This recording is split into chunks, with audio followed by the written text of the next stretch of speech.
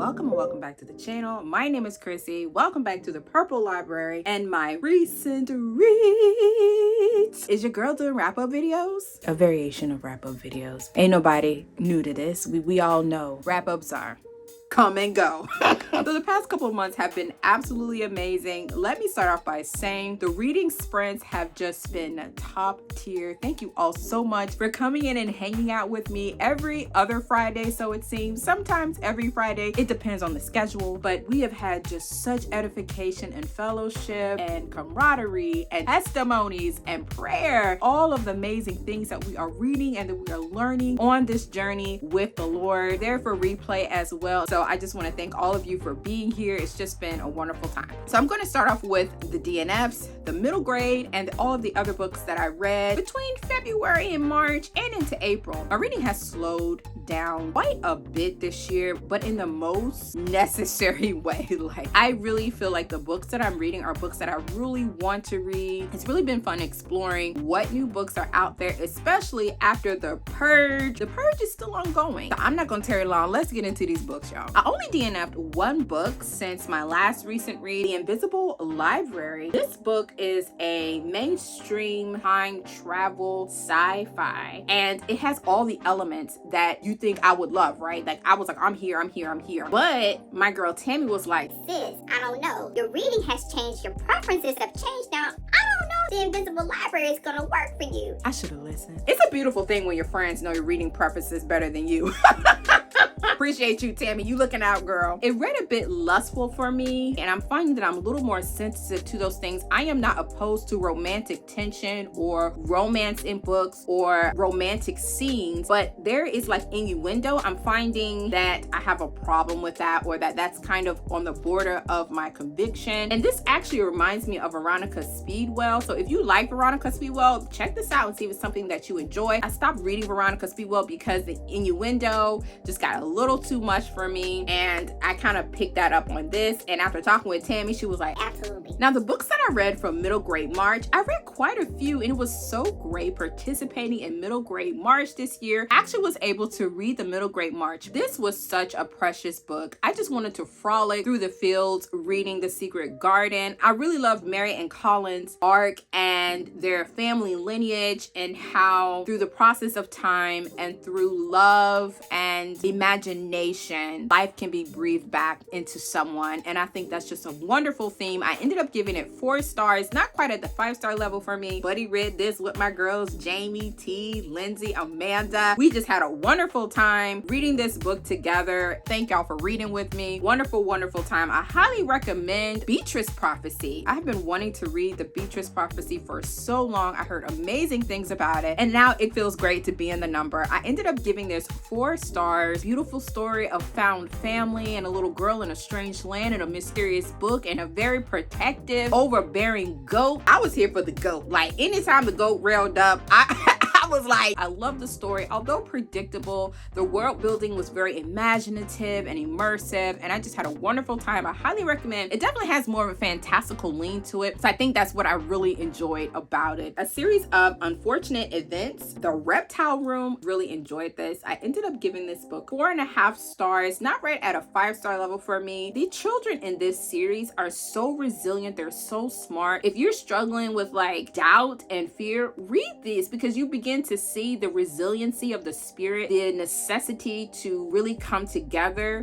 and use your strengths and a team, and especially these siblings who are so deeply entwined with each other. They have been bonded over the suffering and the loss of their parents, and folks is trying to track them down for those funds. Even though there is so many unfortunate things that happen, they still continue to move forward, and that is so inspiring. So I'm super excited to continue to read the series. I feel like I'm going to be reading a lot more of these in the coming days. We'll put an asterisk on that. The Winter King. Y'all, this was the first 5-star book I gave to a fiction book this year. I haven't given many books 5 stars this year. Blame Robin Hobb. It's her fault. Like, once you go through that experience, you see how she slides, and you see how she slides in all the different videos. I love this story so much. Cora, our protagonist, is doing everything she can to save her family. It follows so many different themes about trust, friendship, loyalty. There are some trigger warnings for grief and death and sickness, so just keep that in mind. This definitely has a little bit more of a grimy dark. I think this actually will be really great for a middle grade to teen reader because it definitely reads a little bit more mature, and I loved how there are Easter eggs in this story for the adult reader. I just had a wonderful time. The winter setting was perfect and beautiful and haunting and immersive and sometimes destructive, but there was this redemptive quality to reading this story, and the biblical allegory, out of bounds, annotated to the nth degree. 5-star read, definitely gonna be probably in my top 10 for this year. The spot is solidified. Hello There, Sunshine by Tabitha Brown. This is Tabitha Brown's newly released young reader picture book. Tabitha Brown is so inspiring, and look at this beautiful brown girl on the cover, following little Tab, who lets her light shine all over her community, such as we should too, and may we continue to let our light shine too. I highly recommend this. This is perfect for young readers. I love the beautiful illustrations. I mean, and look at all the purple. I didn't tell Auntie Tab to do that, but she did, honey. The Pilgrim's Progress. I read this with my auntie's book club. I really enjoyed it. We ended up finishing it sometime in end of February, March, I believe. I highly recommend this. Annotated to the nth degree. This edition has beautiful illustrations. This book was remarkable, highly imaginative with deep spiritual allegorical principles. I found it charming, and yet I identify with many of the similarities with my faith walk on page. I see why it is a classic and a fantastical Christian allegory that has stood the test of time. I just highly recommend. Wonderful to read, and was great to read it with my auntie and friend. Hey y'all. And now for a surprise. I did some Linda Greenlaw, okay? So these 2 books are part of a bit of a secret project, if you would say, that I've been working on. And so Linda Greenlaw books are a part of that. We can check that off of the TBR list. We thank the Lord for that. So the first one I read was The Lobster Chronicles, and this follows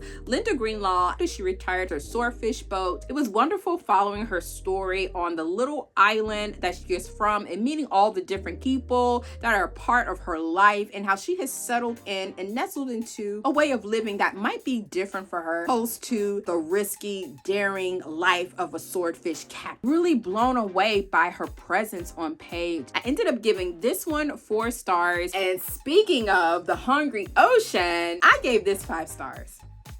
Yep, I did. I resonated so deeply with Linda Greenlaw's experiences. This is her most well-known book. She explores a 30-day trek out deep sea fishing and all of the things that she's navigating through as a fisherman in this highly dominated male environment. As someone early in my career was a tradesman, and being in a very dominated field and still keeping hold of your integrity, your leadership, and your resilience, and still being very much feminine, very much leaning into those things, but not backing down. This is not for everyone. There is some, fisherman crassness, because, they fishermen, but it wasn't necessarily over the top, but within the context of the experience. And I just really love this book. Nautical themes are for you. Definitely recommend these. The writing is really good, and the audiobooks are great too. The Reckoning at Gossamer Pond. Look at me, your girl is making her way through her TBR. I'm just saying, it's looking good. Jamie Joe Wright. I had a wonderful time reading this. Dual timelines, one in the past, one in the future, a mystery linking the 2 together. The mystery itself and the timeline, it was a little bit murky for me. I had to really lean in and pay attention to that. 4 stars. One is not as scary or suspenseful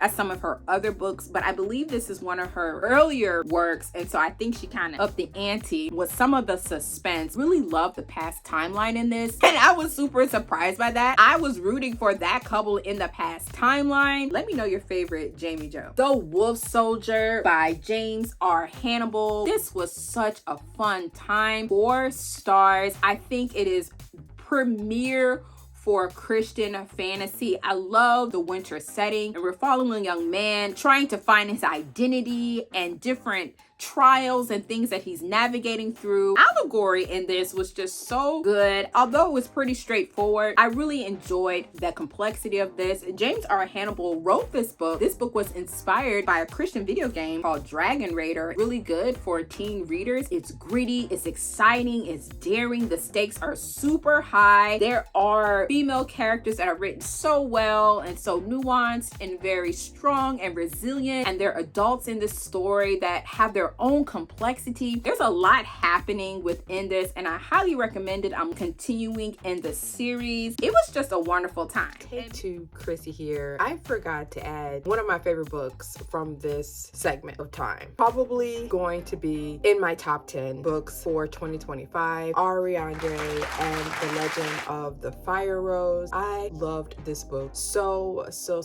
much. A dear friend and booktuber herself, Kristi A. Cole, wrote this book. This is her debut novel. It is a fantasy / allegory, fairy tale, secret garden. It just has all of the things, and I highly recommend this book. I gave this book 5 stars. Out of all the books, this one is pretty high up there. Desperate and alone, she finds herself in this mysterious manor on the edge of the Black Vein forest, but she's not alone because there are other young women who are at this manor as well. Ari is the type of protagonist you could absolutely root for. Want her to really be healed inside of her soul because she's been through quite a bit of tumultuous things, and she's witnessed quite a few things at the manor as well. I loved how the biblical allegory conveys strength, wisdom, and the truth of God. There were magical characters that were a little unsettling to read, but not too much. Although this is a fantasy story,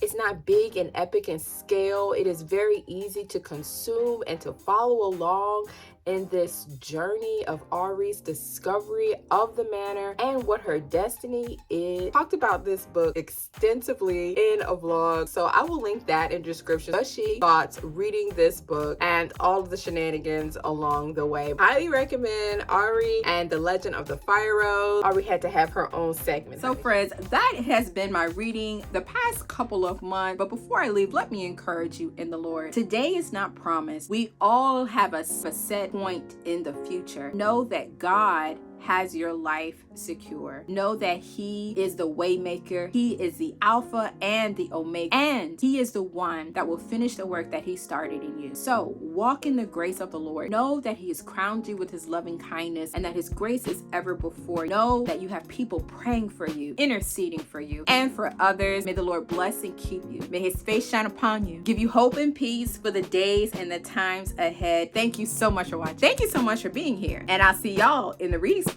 Bye.